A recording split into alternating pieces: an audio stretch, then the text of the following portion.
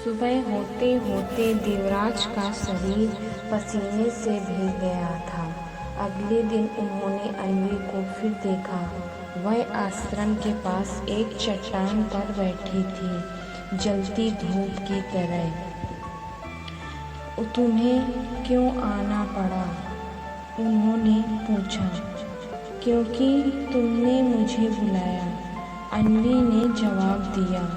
मैंने तो किसी को नहीं बुलाया, लेकिन तुम्हारे भीतर की दबी हुई इच्छाएं थी, जो अधूरी कल्पनाएं थी, वह मुझे यहाँ खींच लाई।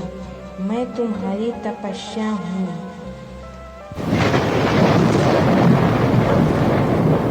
मैं तुम्हारी तपस्या की परछाई हूँ। जब तक तुम मुझसे मुक्ति नहीं पाओगे, तुम पूर्ण नहीं हो सकते।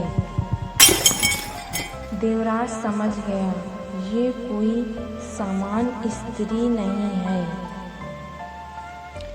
बल्कि उसका ही मन है, एक जीवित रूप में। उसकी परीक्षा लेने आया है। उन्होंने अन्वी का हाथ पकड़ा और कहा, क्या तुम यहीं रहना चाहती हो? अन्वी ने मुस्कुराते हुए कहा, अगर तुम चाहो तो मैं हमेशा के लिए तुम्हारी बन सकती हूँ, लेकिन सोच लो, तुमने जिस शांति के लिए वर्षों की तपस्या की, क्या मैं वो दे पाऊंगी? कुछ देर तक दोनों के बीच खामोशी रही।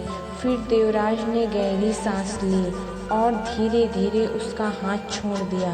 नहीं, उन्होंने कहा, मुझे अब समझ आ गया है, मोह से लड़ना नहीं है उसे।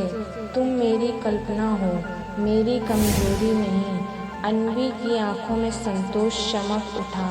उसकी देह धीरे धीरे साधु देवराज के पास आने लगी। देवराज भी अपने आप को रोक नहीं पाया और देवराज उसे गोदी में उठा के एक अंधेरे